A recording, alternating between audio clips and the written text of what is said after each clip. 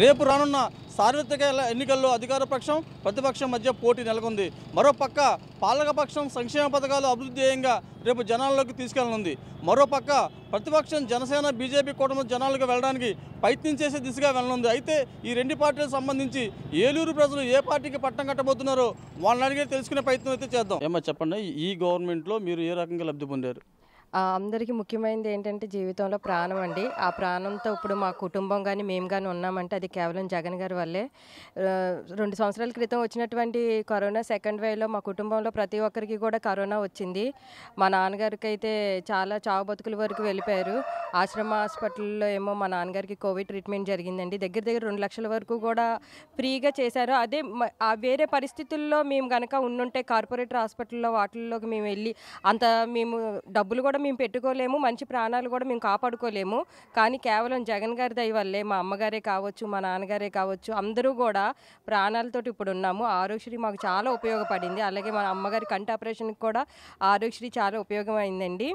చాలా మాకు జగన్ గారి వల్ల చాలా మేలులు జరిగాయండి. మా నాన్నగారికి పెన్షనే కావచ్చు, మా అమ్మగారికి పెన్షనే కావచ్చు, తర్వాత మా అమ్మగారికి చేయూత కావచ్చు, నాకు టైలరింగే కావచ్చు.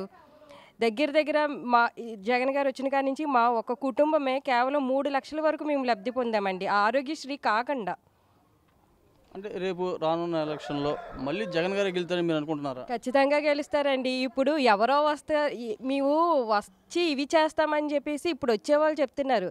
కానీ ఆయన ఆల్రెడీ చేసున్నాడు. చేసున్న వాళ్ళని నమ్ముతాం కానీ మాటలు చెప్పే వాళ్ళని నమ్మం కదండి. ఖచ్చితంగా ఆయన. అమ్మ చెప్పండి అమ్మా, ఏపీకి సీఎం ఎవరు వస్తే బాగుంటుంది మీరు అనుకుంటున్నారు? జగన్ వస్తే బాగుంటుంది అనుకుంటున్నామండి. జగన్ వస్తేనే బాగుంటుంది. అందుతున్నాయండి. ఇంటి స్థలం వచ్చింది, ఆరోగ్యశ్రీ కార్డు వచ్చింది, అన్నీ వచ్చినాయండి బాగా. ఒక పక్కన అంటూ జగన్మోహన్ రెడ్డిని ఢీ కొట్టడానికి 3 పార్టీలు ఏకమై వస్తున్నాయి. దీన్ని ఏ రకంగా చూడాలంటారు? వాళ్ళు అలాగే వస్తారండి, ఎవరిష్టం వాళ్ళది. కానీ జగన్ గారే వస్తారు ఈసారి కూడా అనుకుంటున్నాం. మరి రోడ్లు పోసారు, అన్నీ పోసారు, అన్నీ మరి ఇల్లు పథకాలు అవన్నీ ఇచ్చారు కదండి. అందుకనే జగనే వస్తారండి ఈసారి కూడా. చెప్పండి అమ్మా, జగన్మోహన్ రెడ్డి గారు, చంద్రబాబు నాయుడు గారు, వీళ్ళిద్దరిలో మళ్ళీ ఏపీ సీఎం ఎవరైతే బాగుందని మీరు అనుకుంటున్నారు? జగన్మోహన్ గారే వస్తారండి. ఆయన మా పిల్లలకి అమ్మఒడి ఇస్తున్నారు. మా అమ్మగారికి పెన్షన్ వస్తుంది, మా అమ్మగారికి పెన్షన్ వస్తుంది. మా నాన్నగారు లేరు, మా నాన్నగారికి ఆధారంగా మా అమ్మగారికి పెన్షన్ ఇప్పిస్తున్నారు. మాకు అలాగే ఇల్లులు వచ్చినాయి, ముగ్గురికి 3 ఇల్లు ఇచ్చారు. ఇల్లు కూడా సగం పూర్తి అయిపోయినాయి, ఇంకా సగం పూర్తి చేస్తానన్నారు. అలాగే స్కూల్ కూడా డెవలప్మెంట్స్ బాగున్నాయి, అన్ని విధాలా బాగున్నాయి. మా పిల్లలకు కూడా అన్ని విధాలా అన్నీ ఇస్తున్నారు. మాకు ఏ లోటు లేదండి. ఈసారి కూడా ఆయనే వస్తారు.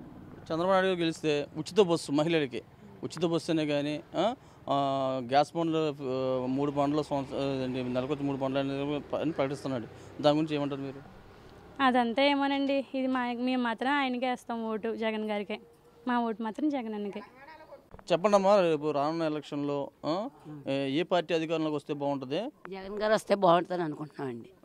జగన్ గారే రావాలండి. ఎందువల్ల? మాకు 45 సంవత్సరాలు డబ్బులు వస్తున్నాయి, ఇళ్ల స్థలం వచ్చిందండి నాకు. అందుకని ఆయనే రావాలని మేము చూస్తున్నాం. మా పేదలకి అన్నిటికీ ఆయన న్యాయం చేస్తాడని మేము కోరుకుంటున్నాం. ఒక పక్కన పవన్ కళ్యాణ్, మరో పక్క చంద్రబాబు నాయుడు ఇలా కూటమితో జగన్మోహన్ రెడ్డి గారిని ఓడించడానికి అయితే రావడానికి సిద్ధపడ్డారు. దాని విధంగా ఏ రకంగా మీరు చెప్పారు?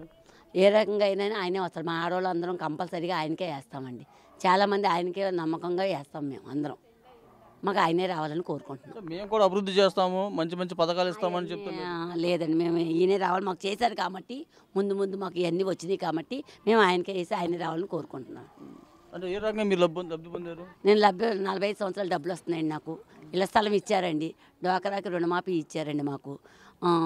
మళ్ళీ ఇవన్నీ పండినాయి కాబట్టి మాకు ఆయనే రావాలని కోరుకుంటున్నాం. మా కార్పొరేటర్ గారు మాకు అన్ని సహాయం చేశారు కాబట్టి మాకు రోడ్లు వేసి మాకు కాలువలే కానీ మాకు ఏ ప్రాబ్లం వచ్చినా మాకు ముందు నడిపిస్తున్నారు కాబట్టి మాకు ఆయనే రావాలని కోరుకుంటున్నామండి.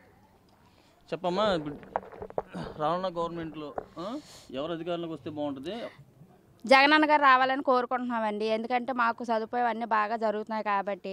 ఇంటి స్థలాలకి ఎప్పుడో మా అత్తగారు 2 సంవత్సరాల నుంచి ఇంటి స్థలాల గురించి పెట్టి నాటుకు ఏది రాలేదు. జగనన్న గారు వచ్చాక మాకు ఇంటి స్థలం, రుణమాఫీల డబ్బులు, అమ్మఒడి, టైలరింగ్ డబ్బులు సంవత్సరం ఖచ్చితంగా పడుతూనే ఉంటున్నాయండి.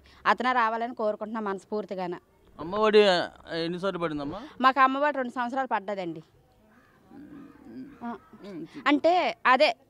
అంటే మా అబ్బాయి చాలా చిన్నోడండి. మొన్న 2 సంవత్సరాల క్రితం నుంచి జాయిన్ అయినాక 2 సంవత్సరాలు పడ్డాయి మాకు. అమ్మఒడి ఏ సంవత్సరం ఆగలే, 2 సంవత్సరాలు పడిపోయి 1వ క్లాస్ నుంచి. టీడీపీ అధికారంలోకి వస్తే గ్యాస్ బండ్లే కానీ లేకుంటే ఉచిత బస్సు సదుపాయం కానీ మహిళలకు చాలా కార్యక్రమాలు చేద్దామని చెప్తున్నారు. దాన్ని ఏ విధంగా మీరు చెప్తారు? అవైతే మాకు నమ్మకం లేదు సార్. జగన్ అన్న అనుకున్నట్టు ఇన్ని సంవత్సరాలు 5 సంవత్సరాల నుంచి పరిపాలన చేసినందుకు బాగానే జరిగాయి మాకైతే మహిళలకి. అలా జరుగుతాయని కూడా మేము అనుకోవట్లేదండి. తెలుగుదేశం వస్తే మా కోరికదండి. జగన్ అన్న గారు రావాలని కోరుకుంటున్నాం. అమ్మ చెప్పండి అమ్మా, ఇప్పుడు రేపు రానున్న ఎలక్షన్లో ఏ పార్టీ అధికారంలోకి వస్తే బాగుంటుంది? చంద్రబాబు నాయుడు గారా లేకుంటే జగన్మోహన్ రెడ్డి గారేనండి? జగన్ గారే రావాలి. అంటే ఎందుకని ఏ రకంగా? మాకు అన్నీ బాగా పరిపాలన బాగా చేస్తున్నారండి, అన్నీ చేశారు. నాకు పెన్షన్ వచ్చింది, నాకు రుణమాఫీ వచ్చిందండి, రోడ్లు వేసారు, మాకు కరెంటు కూడా అన్నీ బాగానే స్తంభం వేసారు, కరెంటు ఎమ్మటే బల్బులు అడిగితే బల్బులు వేసారు, అన్నీ బాగా చేశారండి. మాకు ఏదైనా లోటు అయితే కౌన్సిలర్ గారు చెప్తే ఎమ్మటే జగన్ గారు పాలనలో బాగా చేస్తున్నారండి. చంద్రబాబు నాయుడు గారు అన్నారు, నేను అధికారంలోకి వస్తే మహిళలకి గ్యాసే కానీ లేకుంటే ఉచిత బస్సే కానీ అన్ని ఫ్రీగా చేస్తానని చెప్పి హామీ ఇస్తున్నారు. ఆయన ఏ రకంగా మీరు నమ్మొచ్చు? ముందు జగన్ గారు మాకు చేస్తున్నారు కాబట్టి జగన్ గారే మాకు కావాలండి. మళ్ళీ ఎన్నిసార్లు అయినా ఆయనే కావాలండి. అది రాబోయే గవర్నమెంట్లో ఏ పార్టీ అధికారంలోకి వస్తే బాగుంటుంది అనుకున్నారు? 99.9% మళ్ళీ వైఎస్ఆర్సీపీ వస్తేనే బాగుంటుందండి. ఎందుకంటే వైఎస్ఆర్సీపీ తరఫున మనం చూసాము అనేకమైన పథకాలు, ప్రాముఖ్యంగా నవరత్నాలు అని 9 తీసుకొచ్చాడు, 9 అమలుపరిచాడు. కానీ ఒక చిన్న విషయం, చిన్న ప్రాబ్లము, అది చేయడని అంటున్నారు అందరూ, కానీ అది కూడా చేస్తాడు. ఏంటంటే ఎస్సీ ఎస్టీలకు సంబంధించిన కొన్ని లోన్స్ విషయంలో, ఆ విషయంలో కొంచెం బడ్జెట్ లేకపోవడం వల్ల కొంచెం వెనకబడింది. అయినప్పటికీ అవి కూడా మరి ఆయన తీసుకొచ్చి మరి అందరినీ తృప్తిపరిచేలాగా పరిపాలన చేయగలడు. కాబట్టి వైఎస్ఆర్సీపీ వస్తేనే కరెక్ట్ అండి. పక్కన పవన్ కళ్యాణ్ కానీ షర్మిల కానీ వీడు వచ్చి చంద్రబాబు కానీ మేము అధికారంలోకి వస్తే మంచి అద్భుతమైన పాలన ఇస్తాం, మంచి అభివృద్ధి చేస్తాం, గతంలో కూడా అభివృద్ధి చేస్తున్నాం కాబట్టి రాజధాని అయితే రాజధాని కూడా ఏమీ లేదు అని చెప్పి ఆరోపిస్తున్నారు. దాని గురించి ఏమంటారు? ఏమంటే రాజధాని విషయానికి వచ్చేసరికేనండి, మరి శ్రీకృష్ణ కమిటీ ప్రపోజ్ చేసింది, అలాగే కొన్ని కమిటీలు చంద్రబాబు నాయుడు గారు వేశారు. ఆయనకు వాళ్ళు ప్రపోజ్ చేసింది ఏంటంటే ఉమ్మడి రాజధాని కాకుండా వికేంద్రీకరణ అయితే బాగుంటుందని అప్పట్లోనే విడిపోయినప్పుడే చెప్పారు రాజధాని విషయంలో. ఆ విషయంలో జగన్మోహన్ రెడ్డి గారు మరి ఒక అడుగు ముందుకేసి వికేంద్రీకరణ చేద్దామని మరి చేస్తుంటే ఈ దుష్టశక్తులాగా తగులుకొని కేసులు వేసి ఐఏఎస్ ఈఏసి ఆయన చేయకుండా ఆపారు.